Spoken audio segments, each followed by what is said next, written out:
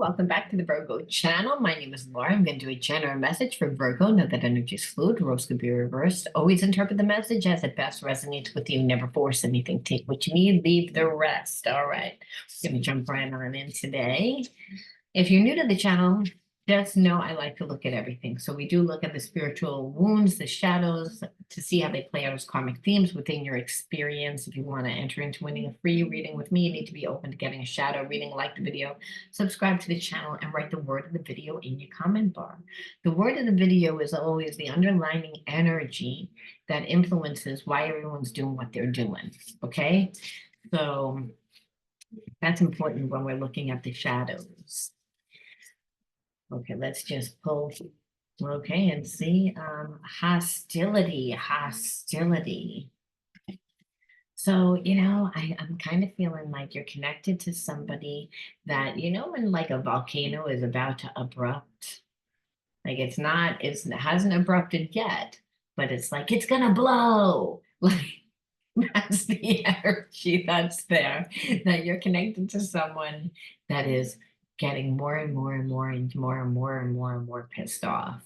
And it's because I feel like they're being delayed.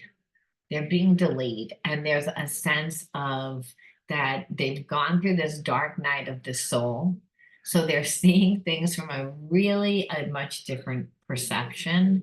And they want to, I feel like, talk to you. They want to change. They want to change the dynamic of your relationship, because right now I feel like you get on the complete out. So I feel like the time that's going by, it as each hour goes by, it's like I feel like this person gets more and more angry, because it's almost like they can't do anything. And I feel like it's because they're in like a court type situation where they really can't do anything. So again, hostility. And it's mainly, like I said, because this person was selfish. I feel like they didn't think about you at all. I feel like they never had to think about anyone before, because people tended to do what they always wanted them to do. And so they're in full regret. And that's because they know, again, that there's no doubt, that there's no doubt that you're not their person. It's because they can't get over you. They can't stop thinking about you. And they know that they didn't give you anything. And now they have full of anxiety. And so anxiety, when we don't do anything about it, can we get very emotional, right? I mean, so this is how this person is. They're getting really emotional. So you might begin to feel them soon, or feel as if like you're like, is this person thinking about me?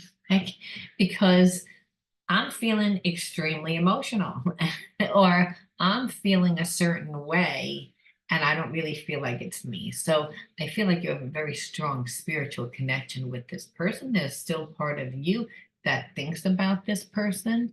So you've created a psychic cord with this person.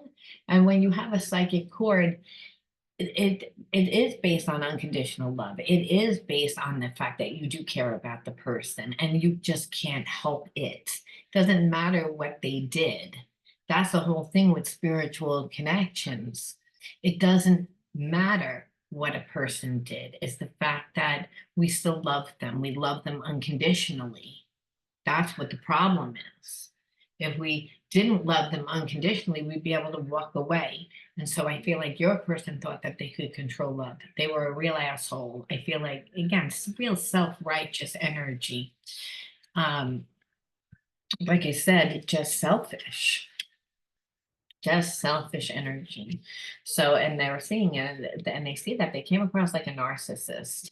I feel like it's protected the heart. And so the more time that goes by, it's also this person, like I said, is feeling so many different emotions, and jealousy is definitely the one. So, and it's because they're in a place of resentment. So where they're so angry, and they're angry really at their own choices. They're angry for misreading themselves, you, the people that they're connected to, that obviously they're in some sort of lawsuit with, or somebody's holding up their energy. you know, and it's like, so almost like, how did I not see it within these people? How did I not see who you were? How did I see? And it's because they were their, never in their real truth. You know what I mean? Coming from their true self, their higher self is the true, you know, when we come from our heart. This person always had coming from a facade. And it's because they were abandoned, right? So we're going to look and see now um, what their hidden truths are, what they're going to do, because now we're seeing again that at least that they see how that they treated you and they're in a place of remorse. So the thing is, this person's been can't really come to you, but because you have this connection, you're going to feel them, like I said. And so being grounded right now would be really important for you, because you don't want to feel someone else's energy and act from where they are, because they seem to be a little crazy. And that's what happens when you begin to awaken too. So, like I said, take that take that to heart. Why I say that, because it's again, we're able to look at the situation through a different perception. That's very healing, especially if a person was an asshole to you before. At least you're seeing that they're awakening to who they are. It's time for me to heal now. And that's what I was saying. It's like this person has realized that, at least. And I feel like it's because they had an opportunity to be with you, and they didn't choose to be with you. They chose to stay in the situation that they were in. And I don't know whether it was with a karmic mate. I don't know whether it's with a group of people. I don't know whether it was to stay connected to family of some sort, but they chose that route because they knew that they couldn't have both. But those people were not true to your person. So this is why they're in regret. This is what I'm feeling. And there's a sense of an awakening, because everything that this person's life they perceived was their life is actually crumbling, is coming like a tower moment where anything that's not built on truth is you know, rubbish and rubble. And so whatever's left standing was based on truth, unconditional love. Unconditional love is the energy of God. It's the energy of the universe. That's the energy of truth. And so what they see is that you're still there. The feelings for you are still there. So this is why they're in regret. This is why it's, again, the more time that goes by, this person gets more and more anxiety, which people are literally trying to hold themselves up, hold this person up. Like this person wants to come to you, but if they come to you, then there's some sort of, you know, abandonment, some sort of, you know, penalization, some sort of whatever, or it just isn't advised right now from the lawyers to bring anyone else into this person's life at this time. For whatever reason, they cannot do anything. So this is why there's a lot of hostility. It's like, because it's almost like I just feel like you're a person being like, fuck you. Like I know I did everything, because they don't have control over their life. And that's really what it is. It's not even what's going to happen to this person, whether they lose a house, lose a business, lose like rights to their children, lose something that obviously your person cares about, which, you know, it's not even that, it's the fact that they don't have control over their life to do what they want to do.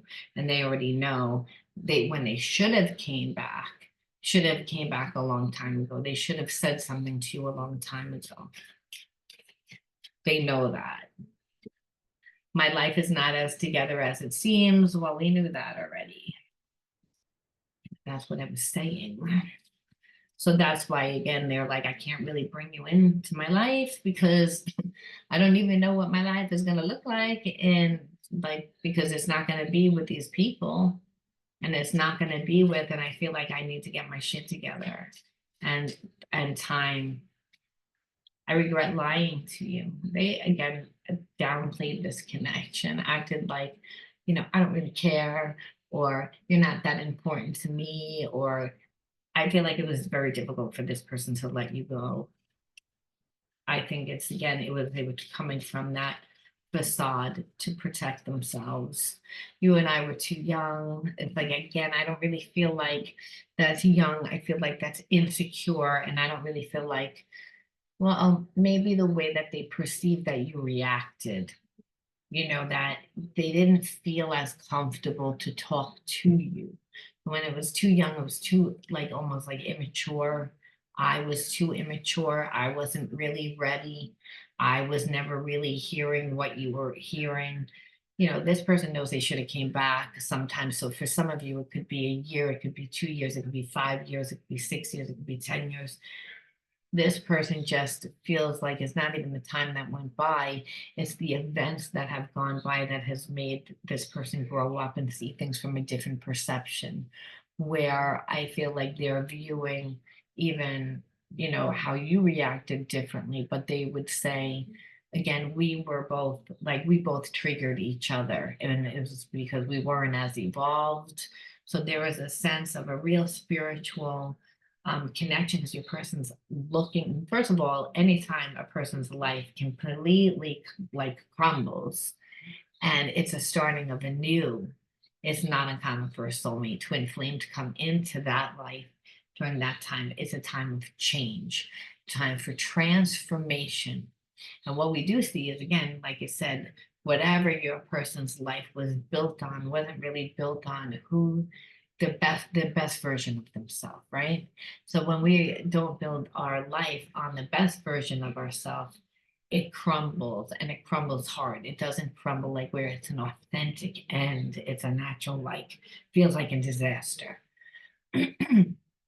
But there's a sense of this person being led by their higher self, where it's like, that's, I don't think has happened before. And so they're really, like I said, seeing things from a different perception, which I find interesting. I love it when we see, that a twin flame doing the work, because they're reflecting on their behaviorisms, on how they contributed, even at observing how you did things and how you reacted and why you reacted the way that you did.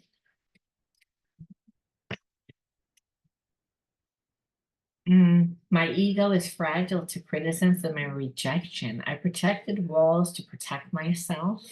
And that's what happens when a person who's, again,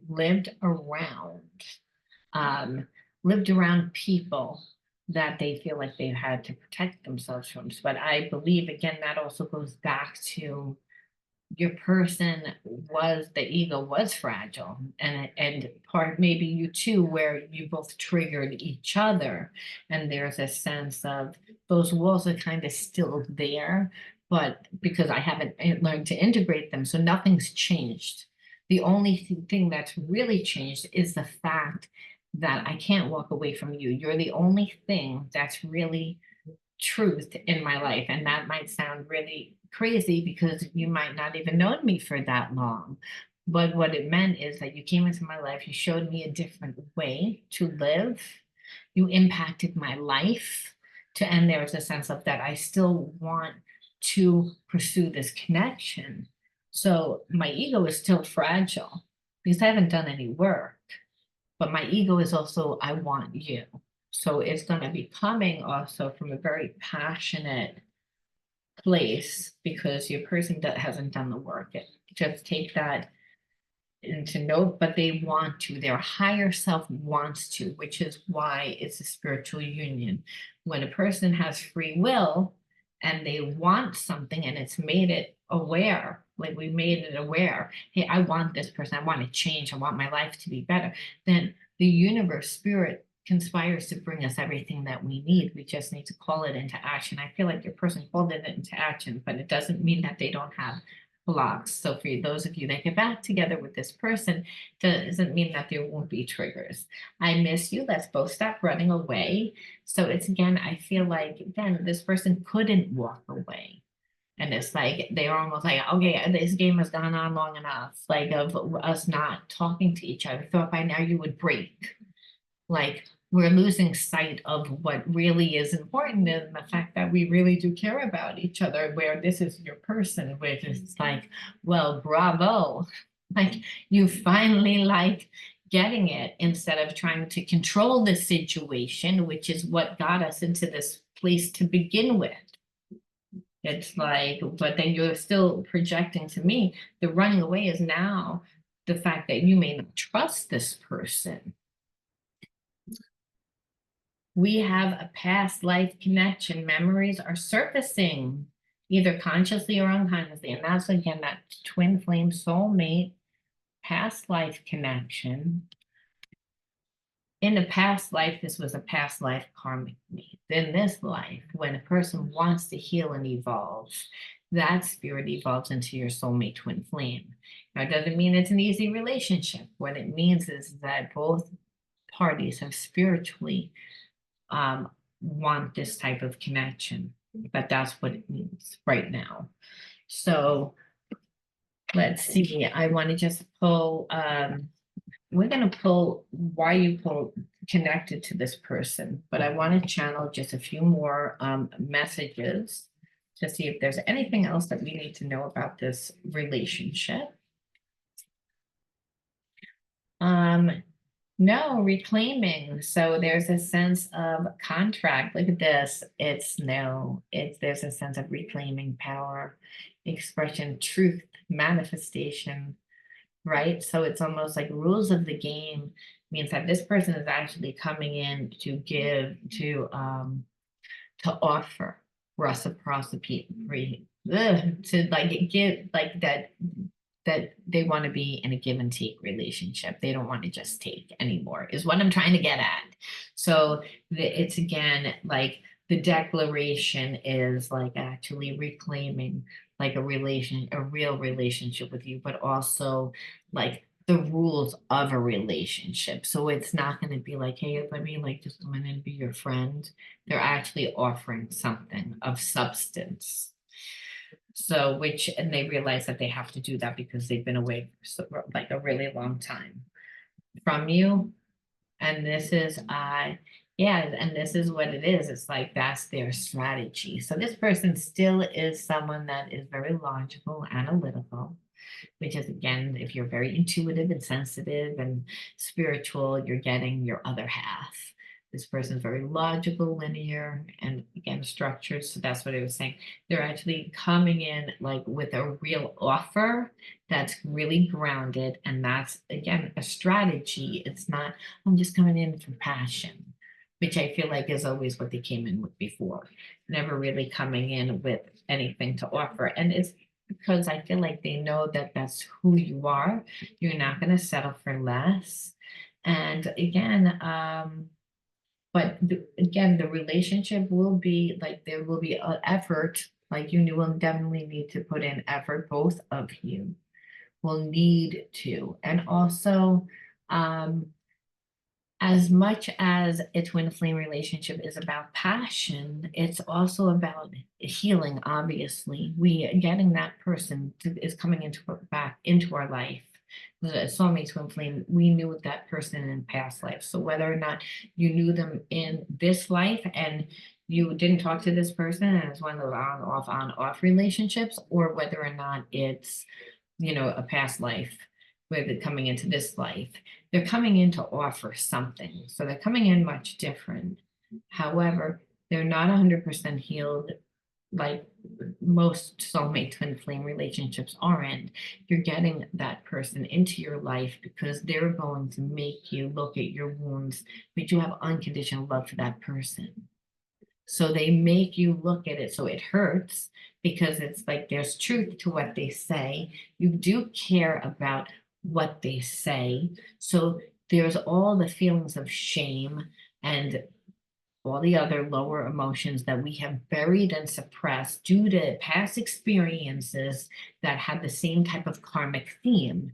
So what happens is when you don't learn, it's the energy doesn't just dissipate. It goes deep within our subconscious mind, and then it comes out in other areas that we're not aware of. And it prevents us from really obtaining what we want, how we want to live. It cuts us off from obtaining unconditional love, which is the actual energy that we are.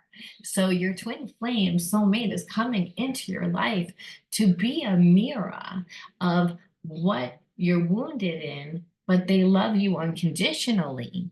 It's the fact that we don't love that part of ourselves that makes us trigger and the behaviorisms that come out. So this is why a lot of times it's the people that we love the most that we hurt, the people that get close to us that want to love us that we hurt. We don't want to do that consciously. That's a behaviorism. And what we see is like the relationship was a lot like that. And still, the person was all about strategy. Now they're doing strategy that's actually going to help the relationship. So we see the change. But this person wouldn't have done change unless there was unconditional love. But it's going to be hard because it's going to be full of passion, but it's also can be, hard. So take that to note. And I always like to say what I'm looking for. I'm like, you might be wondering, are my inner child cards, which is say, why did you attract this person into your life? What are you supposed to learn?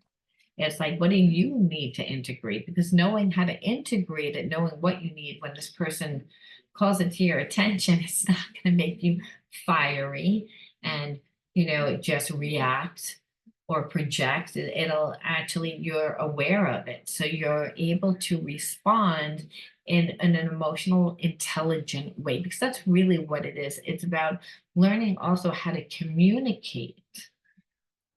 So you may be someone that's very straightforward, and that person is overly sensitive. So everything that you say might be like that person feels like a dagger, like you put a dagger through their heart, when meanwhile you're like, hey, I'm just telling you what it is. It's like you want me to be avoidant. So your person may be someone that's avoidant. Like, oh, it's not there. The pink elephant in the room is not right there. We're going to pretend it is not there, when meanwhile it's like so obvious.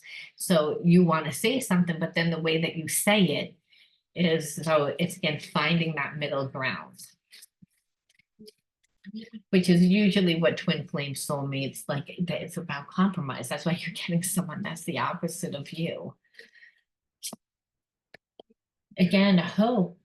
So I think that when both you people, like both you guys, like, or girls or whatever, were together, there was again a trigger that again, like, confirmed relationships are hard. Relationships don't work out. It's like it makes me not feel loved. So again, those are inner child wounds. That person didn't actually come into your life to make you feel that way, and they couldn't have made you feel that way unless you had those wounds to begin with.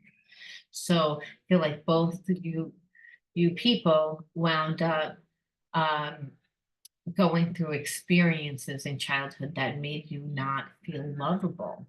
So really the hope is we're not really in charge of like love. We can't control love.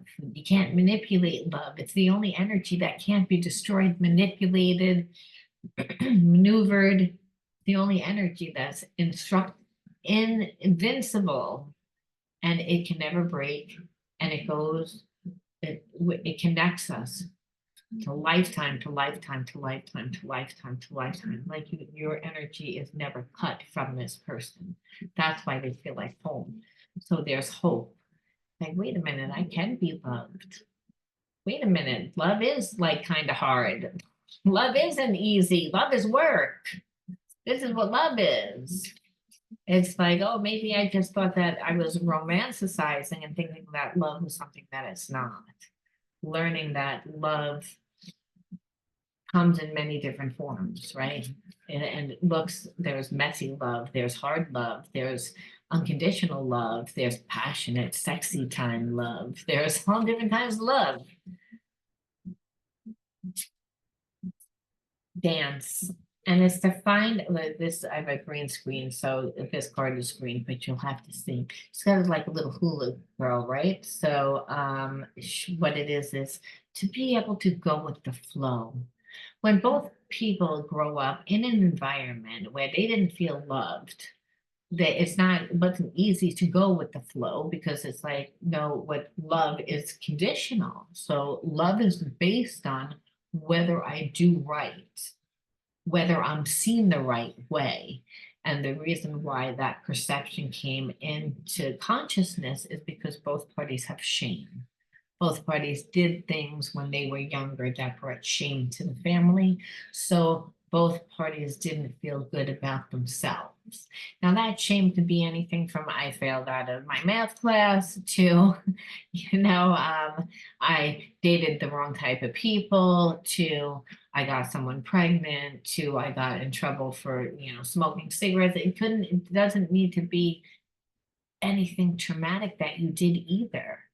So again, it's when we grow up in an environment that's really restrictive and doesn't allow us to have our unique unfoldment process, then we try to mold to the way that our environment wants us to be, and shadows are created because, again, we're not allowing our true self to emerge. So understand, both parties were not allowed to let their true selves emerge. So learning how to go with the flow within a relationship and just within life without the need to control it is difficult, which again makes everyone get triggered, because everyone is like wants to be safe and is coming from a survival, where unconditional love, we don't come from a survival. We come from the creative mind, the passionate mind, the intuitive mind. So learning that unique dance is not easy. I never believed in mistakes, so that fell on the ground, so we're going to take it. Neglect, because both parties were neglected in childhood, which may be emotional needs. Again, and if parents had financial issues, well then, or if they had, relationship issues, which I feel like both parties had very severe root chakra imbalances where, well, money was tight, or it was always perceived that there wasn't enough money. Even if there was enough money, remember, it's a consciousness. And which means that your parents were not going with the flow of life. We can only go with the flow of life if we're coming from our true self, our higher self. So again, the neglect wouldn't make us feel supported to go out and try things. We were too busy in a place of survival and emotional survival, which means I'm going to try and do right, be the good person, be the fixer, be the healer of the family a lot of times. So then what comes with that is a real sense of inadequacy, because we haven't found who we truly are. And then we form shadows to compensate for that. And it's those shadows that actually sabotage us, that cut us off from experiencing what we want to, which is, again, more unconditional love, because money has no energy except for the energy that you give it. And everything pretty much always brings us back to wanting to receive love. Whether that love is superficial love, whether that's love is wild, hot, passionate love, it's always love, is to obtain love. And again, to be able to be vulnerable in a relationship, because you weren't allowed to be vulnerable when you were growing up. Again, in order to be vulnerable, you have to be able to express your emotions. And if everyone's coming from their facade, pretending that everything's okay, because people tend to act like everything's okay, like just to fit into society. No one's saying, oh God, like I have money problems all the time.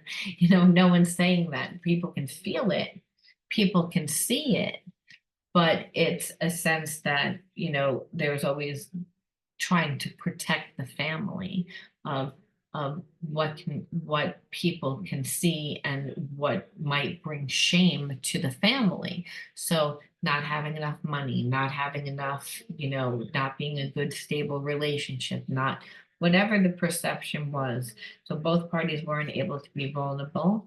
And in that, obviously weren't allowed to express their emotions, so that there is neglect. So you wouldn't be able to go with the flow of life, and there would be a sense of, I don't really feel like I can connect to anybody. I feel like I can't have love, where love has no energy, again, except for the energy we give it. And so it's all about incorporating spiritual energy to help us, evolve into the highest state of consciousness. So again, it's everything's it helps us come back to a place of unconditional love, which is the energy of God, which is the energy of the universe, which is the energy of you, your true self, your higher self. So we ask God, the universe, spirit, whoever you want to call it, and ask, what can we do in this soulmate twin flame relationship, like that can help ease the transition, because again, though it's passionate, it's also fiery. A new opening. When one door closes, I am confident another will open, and it will be in my betterment. I accept that life brings challenges and acknowledge the opportunity and learning they present to me. Serenity comes from within. So it's again, that this is like the opening of the new doorway. As I said, like both of your lives are going to kind of go through transition. I feel like your person's transition is turbulent, yours is not. But nevertheless, you come into each other's lives because it's a new opening, and that we focus on the fact that everything that comes into our life is for our betterment, right? Which means that it's to heal, it's for your better good, and that it's obviously going to bring challenges. In fact, that it's your soulmate twin flame, but again, being present in the moment and realizing again that serenity comes from within. So nobody should be able to trigger you. So learning how to deal with your triggers is a part of being emotionally intelligent. So you might want to even take an emotional intelligence course. You can take reasonable ones. They're all online. Or even join a Facebook emotional intelligence group. You want to be able to heal. And so the new awarenesses and the more love that you give yourself, which I do believe that you need to do that when you're in a soulmate twin flame relationship, because even though this person is per se your other half, it doesn't mean that they're coming in to like give you what you need. See, there's always this misperception that the soulmate is coming in to give you all that love and that attention. They do, but they do it in their way. So if you're someone that was emotionally neglected, this person is going to show love in a way that is comfortable to them. So it's not going to be comfortable to you. So your emotional like attention could be someone that snuggles all the time. Your person's not a snuggler. So, you have to give yourself that love. So you might want to go out and get a snuggly blanket, or like snuggle with your pet animal, or do whatever it is to fulfill that part of you, because you're not going to change this person. This person's not going to become someone else. The misperception is, if you're my soulmate twin flame, you're going to be my perfect everything that I never had. No, they're going to bring out what you perceived was what you never had, that you desired. And it's for you to get it yourself. Serenity comes from within. So it's again that this situation is because it's a transition within your life, and that it's an actual opportunity for you to step into your best self. So it's up to you whether you want to be in this relationship, like all relationships, but it's also to be aware of the type of relationship that it is. I'm going to leave that there, Virgo. You let me know how you resonated. I'll talk to you all soon. Bye.